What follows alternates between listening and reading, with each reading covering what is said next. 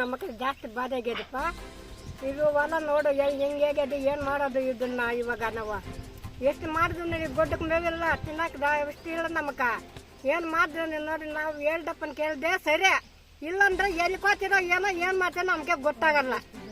ತಿಳಿದ, ನಮಗೆ ಎಲ್ಲಿ ಕೋತಿರ್ಕೋ ಸಿದ್ಧ ನಾವು, ಅಲ್ಲಿ ಸತ್ರು ಸಿದ್ಧನೇ ನಾವು.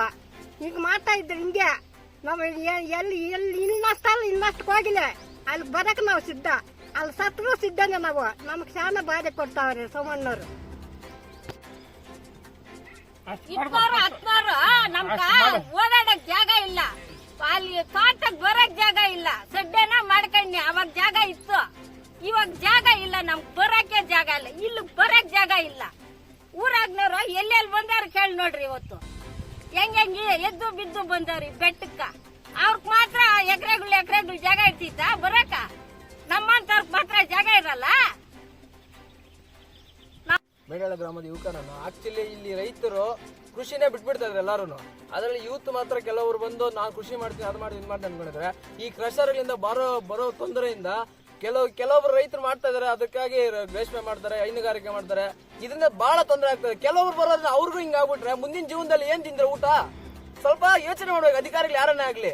ಅವ್ರು ಕೆಲಸ ಮಾಡ್ತಾ ಇದಾರಪ್ಪ, ರೈತರು ಕಷ್ಟ ಪಡ್ತಾ ಇದಾರೆ, ಅವ್ರಿಗಾಗಿ ಅನುಕೂಲ ಮಾಡ್ಕೊಡೋಣ ಅಂತ ಇವರು ಜಿಲ್ಲಾ ಪಂಚಾಯತಿ ಅಧ್ಯಕ್ಷರು, ಮಾಜಿ ಜಿಲ್ಲಾ ಪಂಚಾಯತ್ ಅಧ್ಯಕ್ಷ ಸೋಮಣ್ಣವರು ಸದಸ್ಯರು, ಮಾಜಿ ಜಿಲ್ಲಾ ಪಂಚಾಯತ್ ಸದಸ್ಯರಾಗಿ ಒಬ್ಬರು ಇವ್ರು ಈ ರಾಜಕಾರಣಿ ಇದು ಹಿನ್ನೆಲೆ ಇಟ್ಕೊಂಡು ಈ ರೀತಿ ಮಾಡೋ ರೈತರಿಗೆ ಅನಾನುಕೂಲ ಮಾಡೋದು ತಪ್ಪಲ್ವಾ?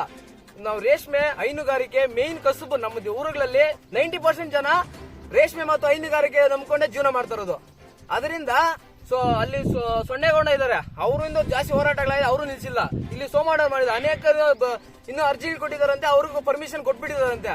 ಏನೋ ಹೇಳ್ತಾ ಜನ ಗೊತ್ತಿಲ್ಲ, ಅದು ಪರ್ಮಿಷನ್ ಕೊಟ್ಟಿದಾರೆಲ್ಲ ಗೊತ್ತಿಲ್ಲ. ಅವೆಲ್ಲ ಆಗ್ಬಿಟ್ರೆ ನಾವೆಲ್ಲ ಬಾಕ್ಲು ಹಾಕೊಂಡು ಈಗ ಬೆಂಗಳೂರಲ್ಲಿ ಕೆಲಸ ಅಲ್ಲಿ ಇಲ್ಲ ಹೋಗ್ಬೇಕಷ್ಟು. ನಮ್ಮೂರ್ ಬಿಟ್ಟು ನಾವ್ ಹೆಂಗ ಹೋಗೋಣ? ಸಮಸ್ಯೆ ನಮ್ದಲ್ವಾ? ನಮ್ಮ ಸಮಸ್ಯೆ ನೀವು ಸಮಸ್ಯೆ ಮಾಡ್ಬಿಡಿ. ಇದು ಅಧಿಕಾರಿಗಳಾದವರು ಸ್ವಲ್ಪ ಯೋಚನೆ ಮಾಡಿ. ರೈತರು ಇರೋದೇ ಕೆಲವು ಜನ, ಬೆಳ್ಳಣಿಗೆ ಎಷ್ಟು ಜನ ರೈತರು ಮಾತ್ರ ಕೆಲಸ ಮಾಡ್ತಾ ಇರ್ತಿಲ್ಲ. ಇನ್ನೆಲ್ಲ ಕೆಲವರೆಲ್ಲ ಬೆಂಗಳೂರು ಅಲ್ಲಿ ಸೆಟ್ಲ್ ಆಗ್ಬಿಟ್ಟಿದ್ದಾರೆ.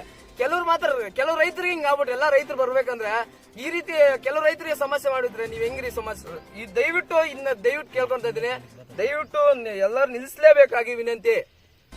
ದಯವಿಟ್ಟು